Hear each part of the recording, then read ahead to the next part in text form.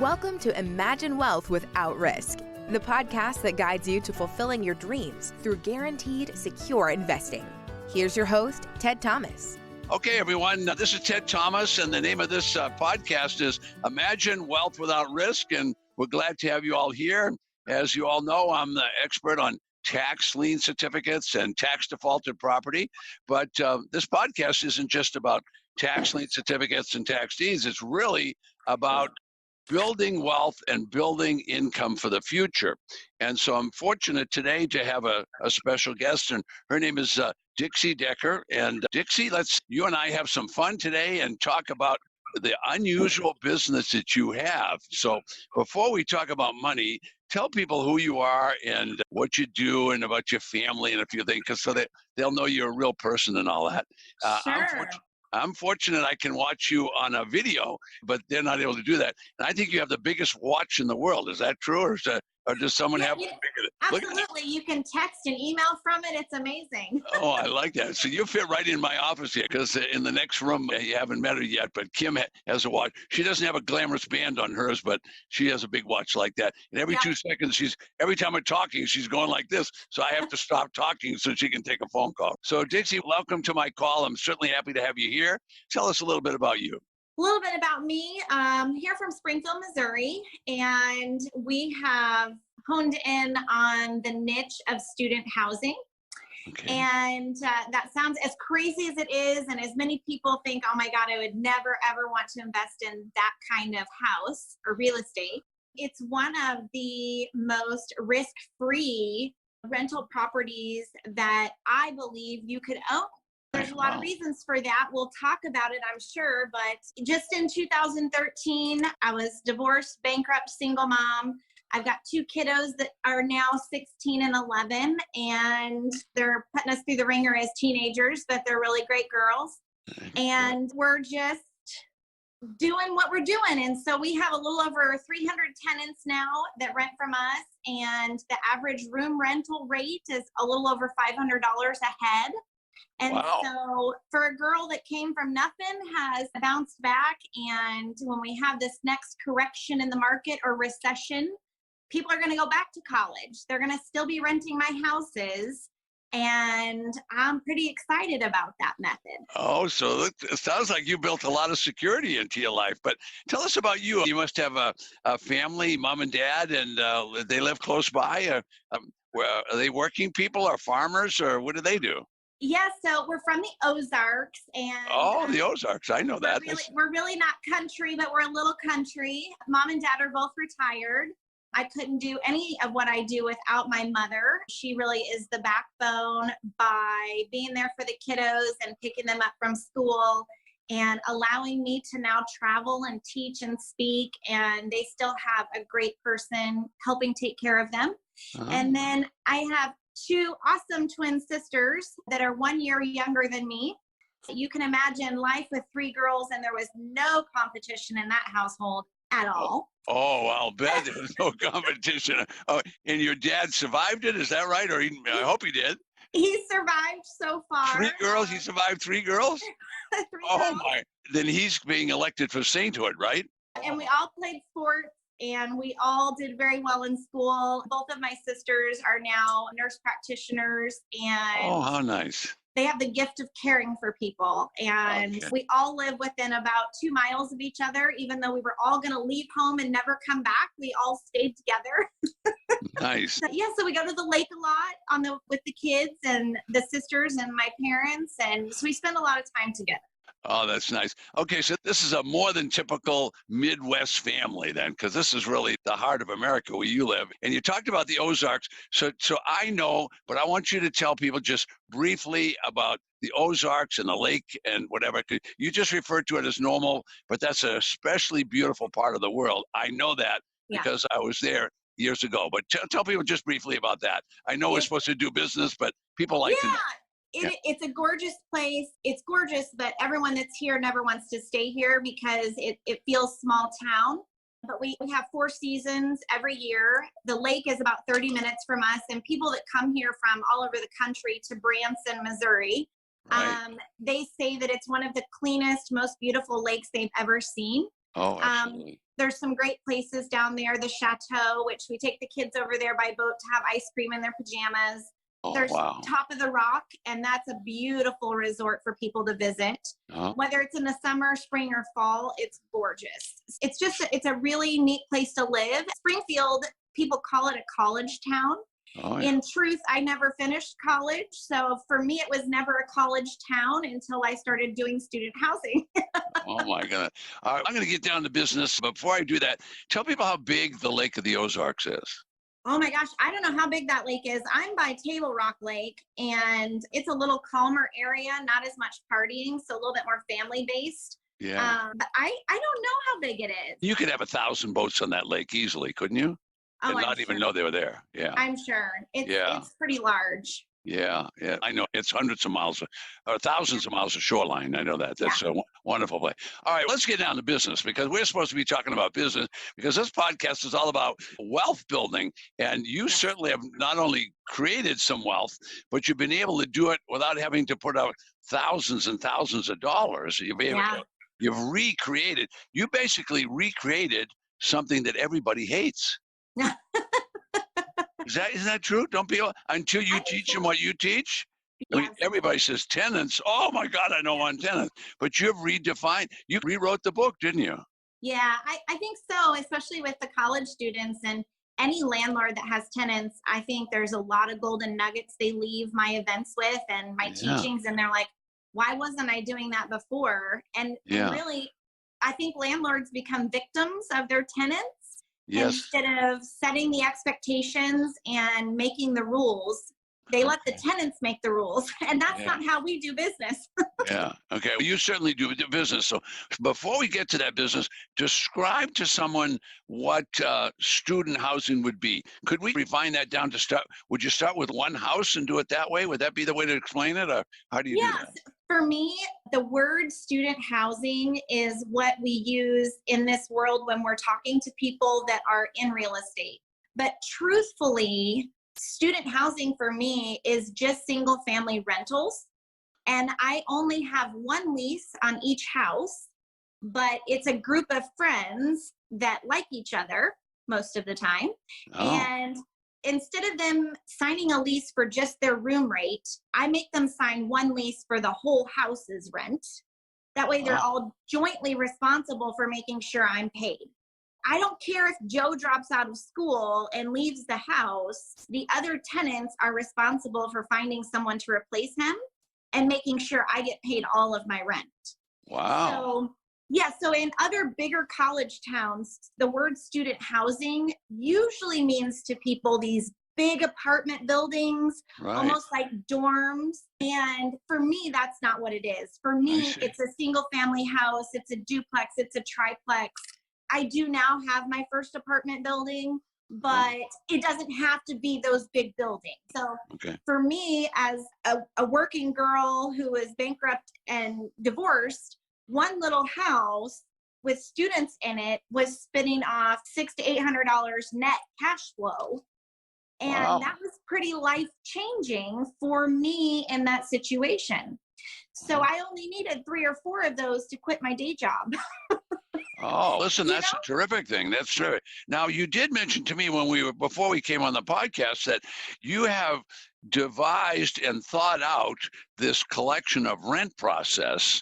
And like you said, a minute ago, you rent the whole house to that individual, but all individuals are responsible. So I thought that was quite good.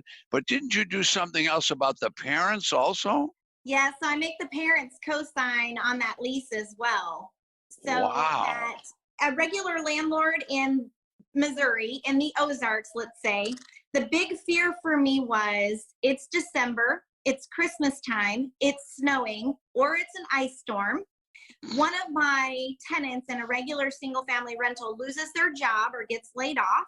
They've got kids they need to buy Christmas for. And guess who's not getting paid rent?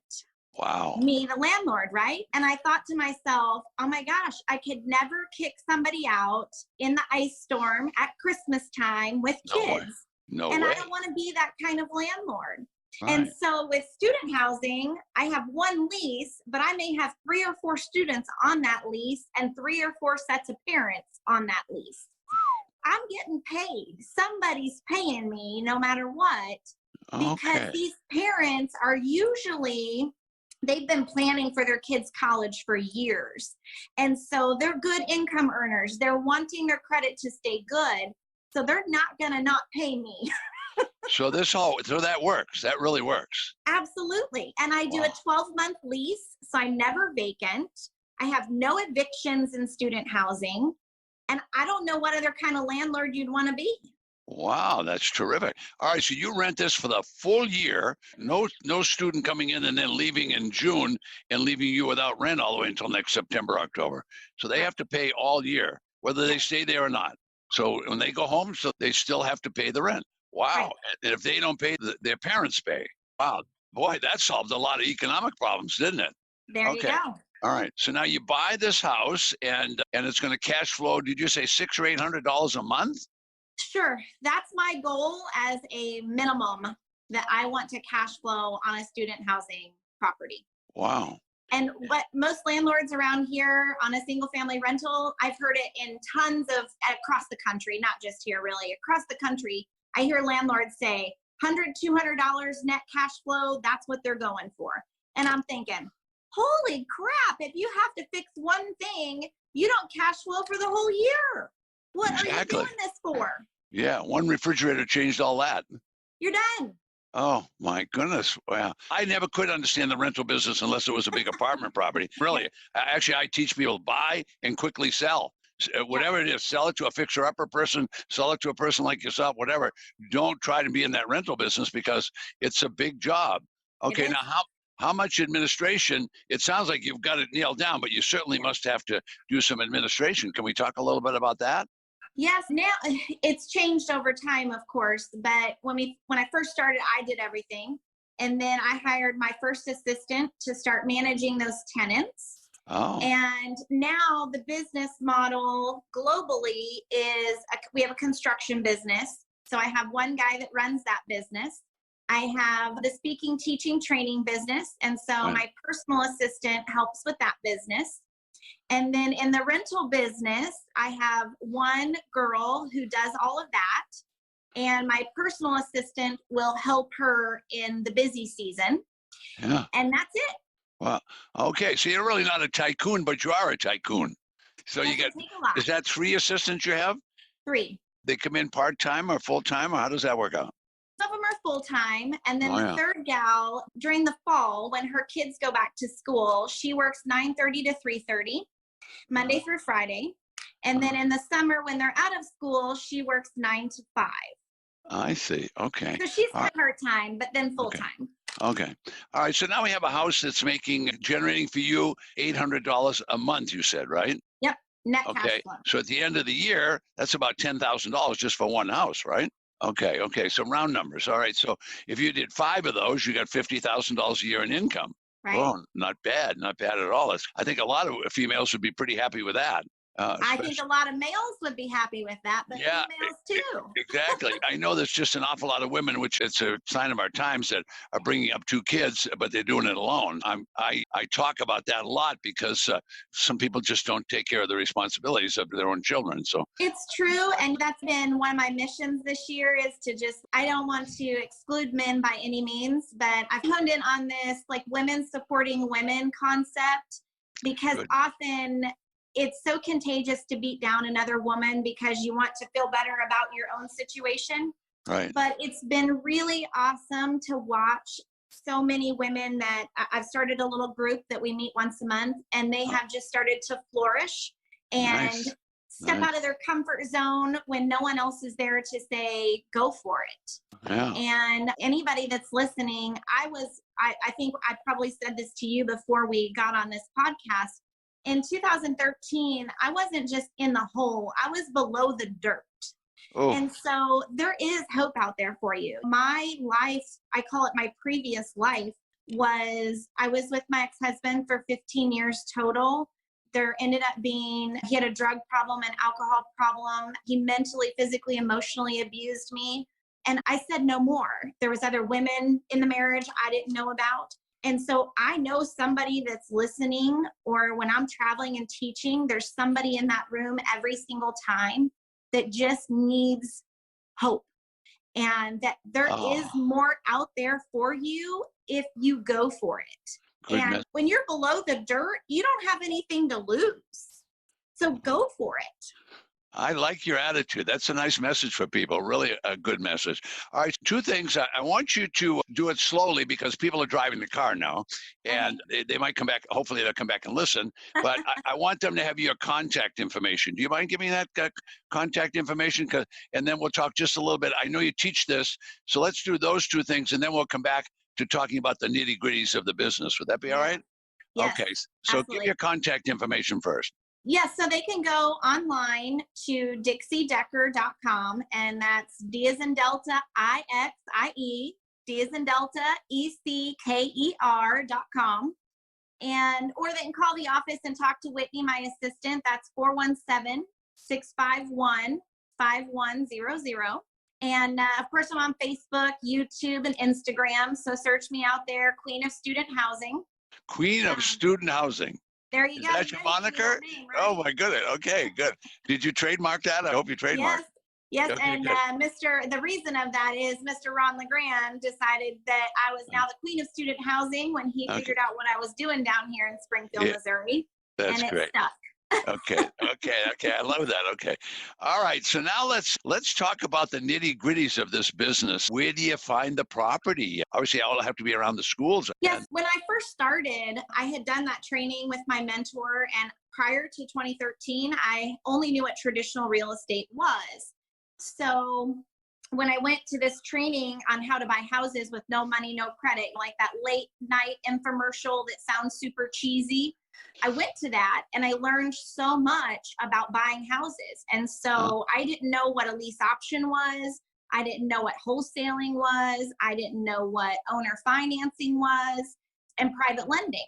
So I learned those. And when I left, I dropped mail and signs all over this city. And I didn't care what I picked up at that time. And I ended up picking up a house near campus and couldn't sell it on a rent-to-own program. And so I remembered my now fiance, who's actually been my best friend since 7th grade. Wow. So he had gotten out of the military, and they give those guys that like GI money and to come back and go to school. And so he had done that, and we had lunch one day, and he had mentioned that he was going to rent this house out to college kids that he had. And I'm like, that's insane. It's absolutely insane. Yeah. And then he's the one that told me what they were paying per month. And I said, oh, I can do math. Why don't we try that? You said that to him? Why don't we try that with this house I can't get rid of? Because nobody wanted to buy the house because they were only going to go to school for a year or two. Right. And so in that first year, I wholesaled and lease optioned about 37 houses. 37 houses in 1 year? Yeah. So I quit my day job. Oh, can't understand why. Yeah. Wow. And then that's one a week, for goodness sake. Oh my. And so I did those all over the city because I didn't know what the hell I was doing back then. I just was doing what I could do. Right. And so once we put college kids in this one house that I had lease optioned, I didn't even own it, and they're paying rent, I'm like, this is it. This is how we're going to create passive income forever. Because when you're wholesaling houses, you have to work every day to make a deal to pay the bills. And I thought, that doesn't get rich like they tell you on television. I see those guys on you buy one today and you get it sold tomorrow, and they fix it up and it's so glamorous. It isn't television after all. But then it's done, and the money is done, and you have to go find another house. And so all you're doing is you're quitting your day job to create another job. And quite frankly, that job is probably more hours than the 40 you were putting in at the day job. And so after we figured out you could put college kids in these houses you didn't even own, I said, let's do more of those. And so then it was just a matter of targeting around the campus. I probably buy within about a mile of my campus. Oh, yeah. I only have 24,000 kids enrolled in college here. 24,000. And so like Ohio State is 60,000. So their campus is much larger. Yeah. But here's the key for people that are interested in student housing. There's 24,000 kids enrolled, but there's only 4,000 that can live in the dorms. So every year, I have 20,000 kids looking for a place to live. Wow. Right? So that was the key factor of, this is where we're going to invest, right? And so we just kept buying lease option and owner financing, and we found private lenders. And so some of them we buy really crappy houses and fix them up like they do on HGTV, but it's not nearly as fun as what it shows on there. And then so they don't have a beautiful blonde there would get long fingernails, running a chainsaw or some darn thing, taking a tree down. They don't have that, right? No. And then we keep it long term and put the college kids in it, and they still cash flow. They're just cash cows. Wow. And so now the question has become, if I want to never make another real estate deal the rest of my life, I can stop. Wow. I don't have to work if I don't want to. Once you start this, you're addicted and you just keep doing it. So you're a working girl. You're a hardworking woman, right?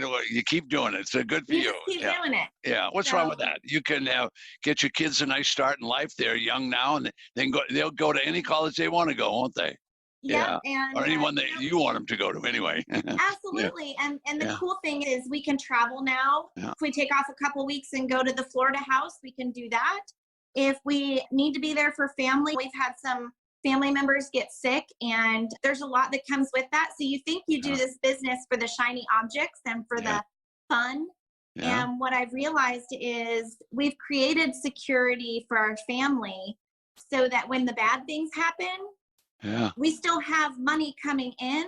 Nice. Because when you take off a month to take care of a family member or liquidate their assets because there's somebody passed away, or whatever that is, you don't go back to a day job. You're usually fired when you miss that much work. Yes. And when next week I have surgery on my neck because I have 2 herniated discs. Oh, and I'm not worried if my boss is going to fire me because I need more time off to heal. And that's pretty cool. When you go to Thanksgiving dinner, it's a party. It's a party. Everybody in your family wants to know what you're doing, don't they? They don't care. They think I sit on the couch and eat potato chips.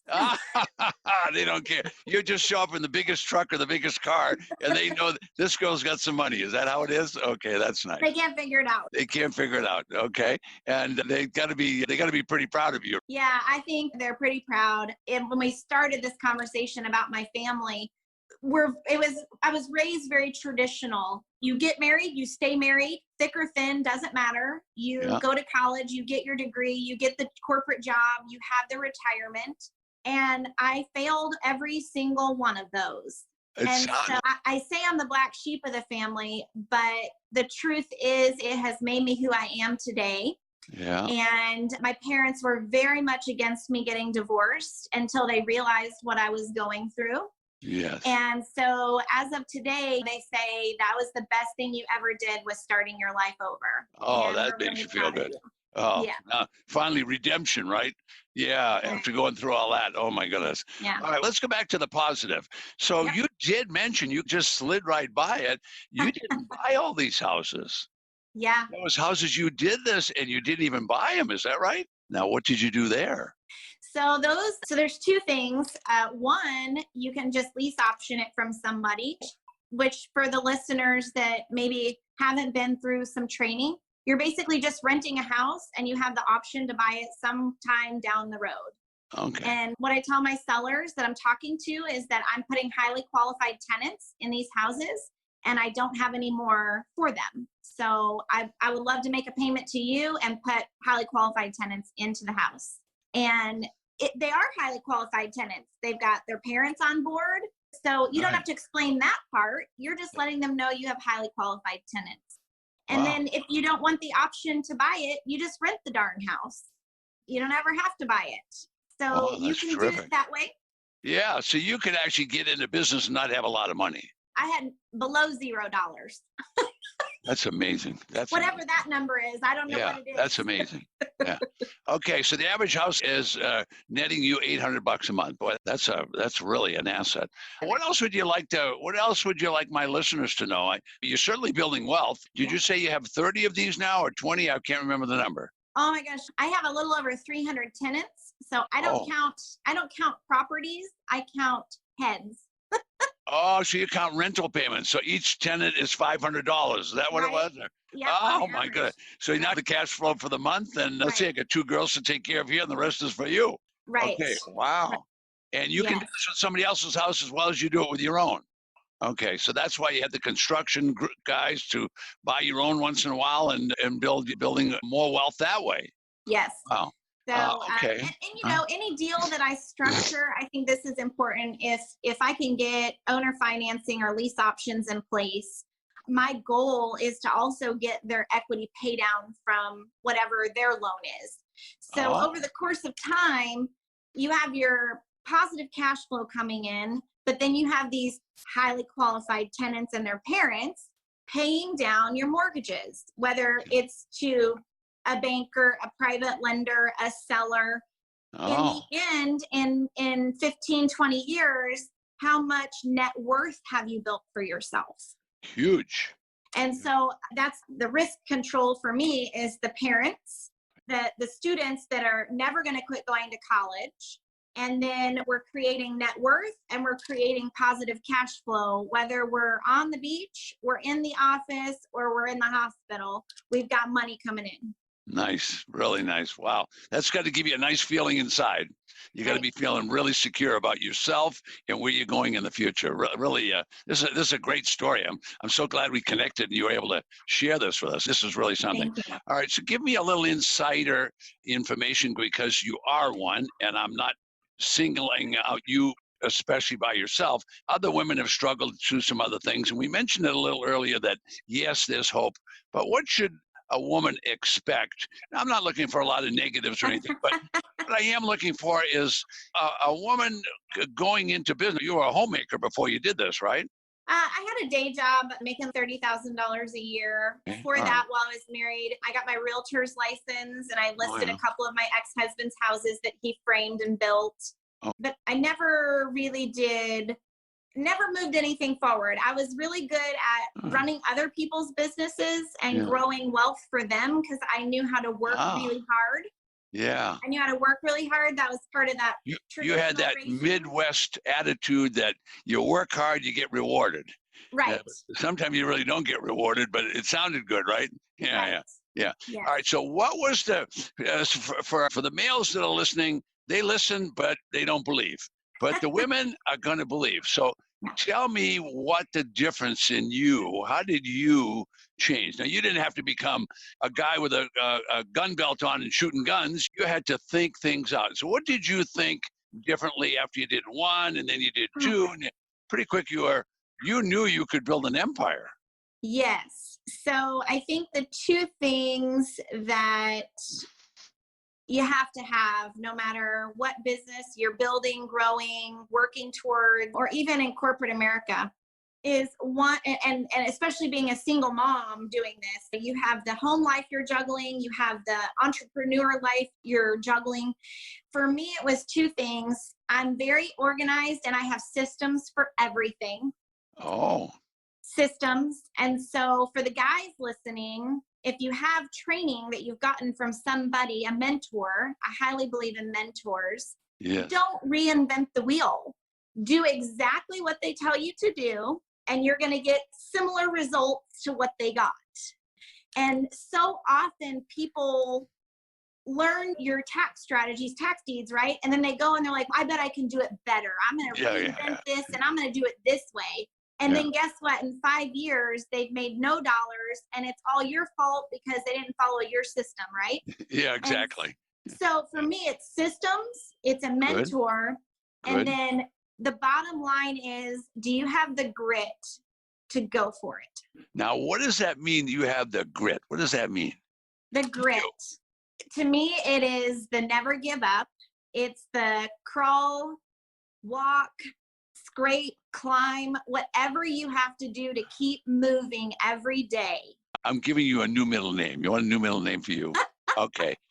And the new middle name, it's Dixie Determined Decker. There you go. Is that you? That Yeah. sounds like you every minute I talk to you. What a wonderful interview this is. This is really great. What would you like to sign off with? We've got about 30 seconds left. What would you like to tell people? Oh, have we told them enough about you? How do they contact you? Let's sign off with your contact information, because Yep. I do want people that want to, you wouldn't mind them calling you or calling your Yep. number with your assistant or something like that, or using Yep. your website? Yeah. 417-651 Okay. 5100, or you Good. can go to dixiedecker.com and check us out on social media. YouTube, I've got a bunch of videos out there. Facebook, Instagram, Queen of Student Housing, you'll find me. Okay. And I say my last word is just go after your dreams. Keep dreaming big and go for it. Okay. Now, I want to add a little to what you said. First, I want to say thank you. But you do teach classes, and you do a seminar at least once a year, right? That people could Yep. attend? Could they learn enough at one seminar? Or do they have to get a course, or what do they have to do? Yeah, so if they want to come to one of my live events, they also get an at-home study program that goes with that. So they've got everything they need to move forward. So I have a lot of people that leave the event and they start dabbling in it themselves. And then usually they want to be around like-minded people. Right. And a lot of people will take the next step and join the mastermind group so that they have help all year long in their first year. But absolutely, if they want to go for it with just the boot camp training, they can do it. The more successful ones stick around for the mastermind group, and then they have me for a whole year to help guide them in that student housing adventure. And it's a lot of fun. So my other big thing is you got to work hard and play hard. And when they come down here to my event, I bus everybody to Branson for a cool show. Oh, And, so we have a little bit of fun too, not just all work. okay. Listen, this has been a terrific interview. I want to thank you. It's been a pleasure. It goes quickly when everybody's interested, and you just did an absolutely terrific job across the airways. Thank you very much. It was really a great interview. And let's look forward to getting together again very soon, okay? I appreciate it. Thank you. Okay, there she goes. Bye-bye. Bye. Hi, this is Linda. Don't forget you can listen to more episodes at tedthomaspodcast.com. You can also listen to Imagine Wealth Without Risk on iTunes, Stitcher, Google Play, and Spotify.